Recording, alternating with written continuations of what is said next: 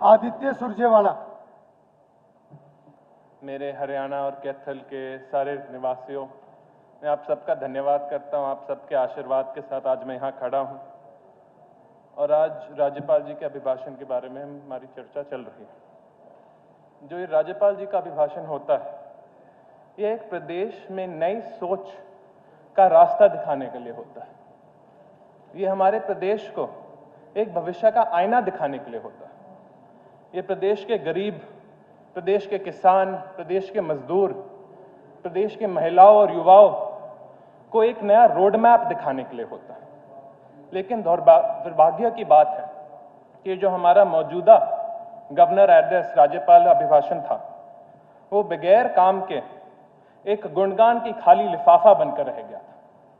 इस सरकार ने एक जुमला का लिफाफा तो बनाकर दे दिया राज्यपाल जी को कि आप ये पढ़ देना, लेकिन ना उसमें कोई विजन, ना उसमें भविष्य के बारे में कोई रास्ता और ना हरियाणा की समस्याओं का कोई समाधान।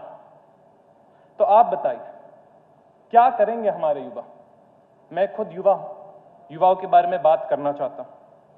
हम सबको लगा था हरियाणा के युवाओं के लिए एक उज्जवल भविष्य का रास्ता दिखाएगा, यह रोड मैप दिखाएगा राज्यपाल जी का अभिभाषण, लेकिन इसमें कुछ भी नहीं था। क्योंकि आज के दिन युवा को धकेल दिया गया है, बेरोजगारी के एक ब्लैक होल में धकेल दिया गया है, जहां क्या करे युवा? घर पे बैठा रहता है, फोन लगाता रहता है, सोचता रहता है मैं कनाडा ऑस्ट्रेलिया जाके कुछ करूं। स्पीकर सर, मैं तो आपको सिर्फ पिछले 15 दिनों में जो चौंकाने वाली खुलासे हुए हैं उनके बारे में बताना चाहता हूं। हरियाणा स्कूल बोर्ड में 10वीं का गणित का पेपर लीक हो गया, उसके बाद 12वीं का अंग्रेजी का पेपर लीक हो गया, और ये पहली बार नहीं, 2019-20 से तो हर साल ये पेपर लीक हो रहे हैं। रोहतक में मेडिकल कॉलेज में चौंकाने वाली बात यह है कि पिछले 10 सालों से ही एक मुन्ना भाई डॉक्टर, यानी नकली डॉक्टर बनाने वाला एक गैंग खुलेआम काम कर रहा है। हरियाणा में जो पेपर लीक है, ये हमारी सबसे बड़ी इंडस्ट्री बन गई है। यहां हरियाणा सहित पूरे देश के पेपर लीक होते हैं और फिर वो बिकते हैं। अब शायद यही पर्ची खर्ची का असली मायना भी बन गया है। स्पीकर सर, मैं इसलिए ये नहीं बोल रहा क्योंकि मैं विपक्ष में, मैं इसलिए यह बोल रहा हूं क्योंकि पेपर लीक अब हरियाणा का सबसे बड़ा उद्योग बन गया है। मैं आपको कुछ उदाहरण देना चाहता हूं। एचपीएससी का जो अटैची कांड हुआ था, जहां करोड़ों रुपए एचपीएससी के दफ्तर में मिले थे डेंटल सर्जन के एग्जाम के, हम सबको याद है। 2021 में पंचायत सेक्रेटरी का एग्जाम लीक हुआ, 2021 में असिस्टेंट लाइनमैन का पेपर लीक हुआ, 2020 में नायब तहसीलदार का पेपर लीक हुआ करनाल में, उसी समय पुलिस कांस्टेबल का पेपर लीक हुआ, 2019 में क्लर्क की भर्ती का पेपर लीक हुआ, उससे पहले जज एचसीएस जुडिशियल का पेपर लीक हुआ, उसी समय एक्साइज इंस्पेक्टर का पेपर लीक हुआ, असिस्टेंट प्रोफेसर कॉलेज कार्डर का पेपर लीक हुआ, एचटैट का पेपर लीक हुआ, सीईटी का पेपर लीक हुआ, 2024 में नीट का पेपर लीक हुआ, उससे पहले all India pre medical test का पेपर लीक हुआ।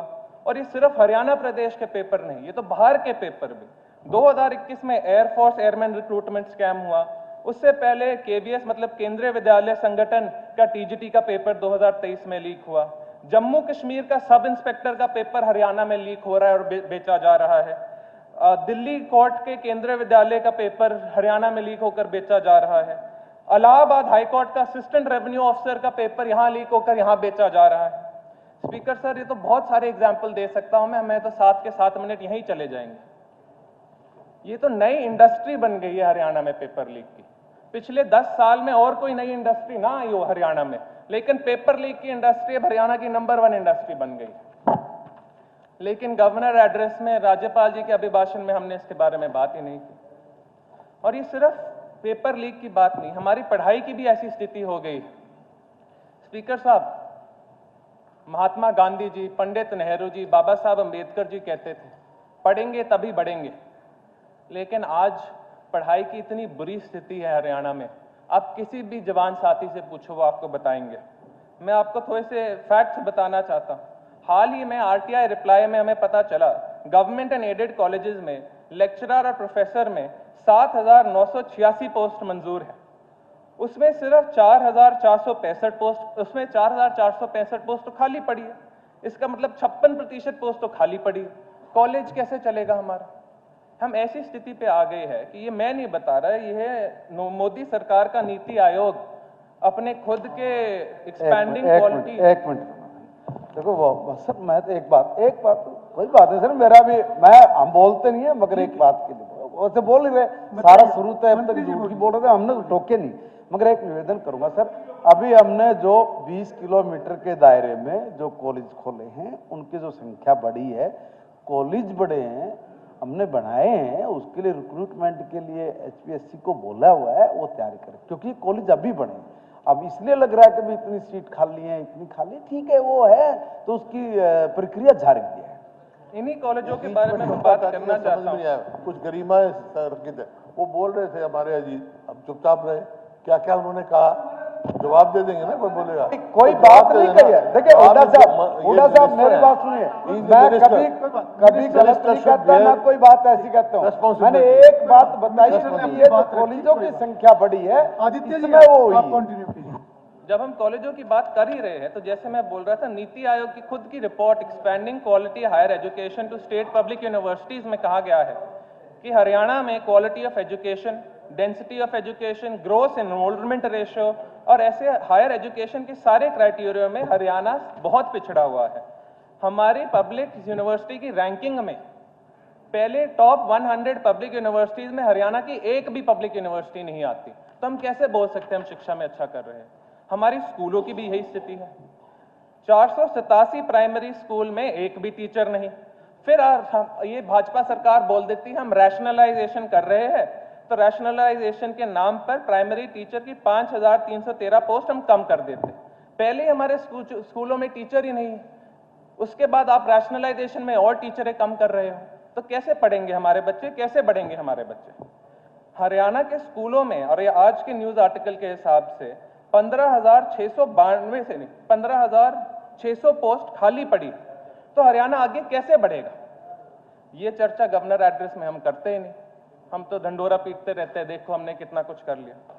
हरियाणा में नौकरी नहीं, पढ़ाई नहीं, तो क्या करेंगे हमारे बच्चे? आज के दिन हमारे बच्चे घर बार, जमीन, मकान, माँ बाप के क्या कहते हैं, जेवर, सब कुछ, सारी जायदाद बेच के बाहर जाने लग रहे हैं।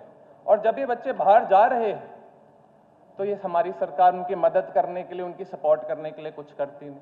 40-40 लाख रुपए खर्च के बाहर जाते हैं, वहां बीमार पड़ जाए, मृत्यु हो जाए, कोई दिक्कत हो, हम सरकार से बार बार पूछते हैं इनकी मदद करो, ये सरकार करती नहीं। हर महीने में एक चिट्ठी लिखता हूं हमारे माननीय एक्सटर्नल अफेयर्स मंत्री को कि प्लीज हमारे बच्चों की मदद करो, लेकिन उन बच्चों को खुद की, उन माँ बाप को खुद अपनी बच्चों की जमीन बेच के, खुद की जमीन बेच के उन बच्चों की लाश वापस लेकर आनी पड़ती। और जब हमारे बच्चे जो इलीगली डंकी से बाहर गए भी हैं, उनको अमेरिका पकड़ता है और बोलता है हम इन्हें डिपोर्ट करेंगे, तो भारत क्या करता है, हरियाणा क्या करता है? चुपचाप घर बैठा रहता है। हमारे खुद के एक बहुत बड़े स्तर के मंत्री हरियाणा के हैं, आप सब जानते हो मैं किसकी बात कर रहा हूं। वो बोलते हैं ये सारे के सारे अपराधी हैं जो ये बच्चे वहां गए हैं, इनको कोई सहानुभूति देने की जरूरत नहीं। बिल्कुल कैदी जैसे, जानवरों जैसे, आतंकवादियों जैसे इनके हाथ पैर बांध के इन्हें वापस भेजा जाता है। और जब अमृतसर से वापस हरियाणा लेकर आना होता है तभी हम कैदियों की वैन भेजते हैं इन्हें लेने के लिए। ये हमारे बच्चे, अगर हम अपने बच्चों के जख्मों को महरम नहीं लगाएंगे तो कौन लगाएगा? कंक्लूड कीजिए आदित्य जी। 2.5 मिनट और दे दीजिए, क्योंकि मैंने ठीक है तब 2.5 मिनट 2 मिनट में कर। Thank you. HKRN की भी आज के दिन यही हालत है। HKRN का इशू जब कॉन्ट्रैक्चुअल एम्प्लॉयज कानून 2024 उठाया गया था, तब मैंने कांग्रेस पार्टी के तरफ से उठ के अमेंडमेंट भी पेश की थी। हम नौकरियां आज के दिन मिल नहीं रही। HKRN के नए कानून के हिसाब से कोई जो HKRN के माध्यम से लड़का लगा है, लड़की लगी है, उसको रेगुलराइज नौकरी मिलेगी नहीं, पक्की नौकरी मिलेगी नहीं, ना उसे ढंग की पेंशन मिलेगी, ना बेनिफिट मिलेंगे। अगर वो गुजर गए तो उनके परिवार को कोई और रोजगार मिलेगा नहीं। घर कैसे चलाएंगे ये लोग? माननीय अध्यक्ष जी, मैं आपको बताता हूं, जब से ये कानून आया है, मेरे कुरुक्षेत्र जो माननीय हमारे मुख्यमंत्री जी का भी जिला है और मेरा कैथल जिला, 350 HKRN के हमारे साथियों को हटा दिया गया है, क्योंकि जैसे ही कोई अब 5 साल के पास पहुंच रहा है उसे हटा देते हैं कि ये 5 साल के बाद का जो बेनिफिट मिलना चाहिए वो सिक्योरिटी ऑफ सर्विस का वो मिले ही ना। ये हमारे बच्चों की एक्सप्लॉयटेशन नहीं है तो और क्या है। तो ऐसा हो गया कि आपने लॉलीपॉप दे दी, अब वो लॉलीपॉप ना तो आप खा सकते हो ना आप फेंक सकते हो, वो बस लॉलीपॉप पकड़े रहो, फिर हरियाणा सरकार बोलती रहती है देखो हमने लॉलीपॉप दे दी, देखो हमने रोजगार दे दिया। यही स्थिति हमारे खिलाड़ियों की है आज के दिन। हरियाणा के माटी में हमारे खून में खेल और खिलाड़ी बसते हैं। आज हमारे बीच विनेश हमारी बहन बैठी हुई है, इतने सारे खिलाड़ी पहले भी हमारे विधानसभा में बैठे हैं जो नेशनल इंटरनेशनल पद पे हमारे लिए मेडल जीत के आए। हरियाणा सरकार, कांग्रेस की जब सरकार होती थी तो हम सिस्टम सिंपल होता था हमारा, पदक लाओ पद लेकर जाओ, stadium, sports equipment, sports facility, किसी की कमी नहीं आने दी हमने हरियाणा में कभी भी। लेकिन आज के दिन 2019 से स्पोर्ट्स स्टेडियम और स्पोर्ट्स इक्विपमेंट की इतनी कमी चल रही है हमारे पूरे प्रांत में। कहीं भी आप जाइए, पानीपत में जहां हमारे ओलंपियन नीरज चोपड़ा है वहां जैवलिन का सामान नहीं है। कुरुक्षेत्र जो हम साइकिलिंग हब बनाना चाहते थे वहां कोई सामान 2019 से आया नहीं है।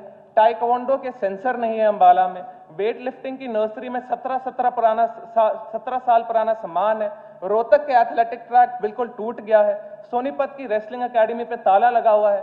कैथल मेरे हलके में जो हमने गुरु गोविंद सिंह जी का स्टेडियम बनाया था क्रिकेट का इंटरनेशनल लेवल का, उस पे 6-6 फुट की घास उगी हुई है। कहाँ खेलेंगे हमारे स्टेडियम? 30 सेकंड कंक्लूजन के लिए डॉक्टर अरविंद शर्मा, मुझे यही बताया गया है कि हरियाणा में 2021 से स्पोर्ट्स जो हमारे सारे एथलीट्स हैं जो मेडल पद जीत के आ रहे हैं उन्हें पैसा भी नहीं दिया जा रहा, ना नौकरियां दी जा रही। तो हमारे सारे के सारे स्पोर्ट्स पीपल का नाम रोशन कैसे होए? बाकी आप लिख के दे सकते हैं आदित्य।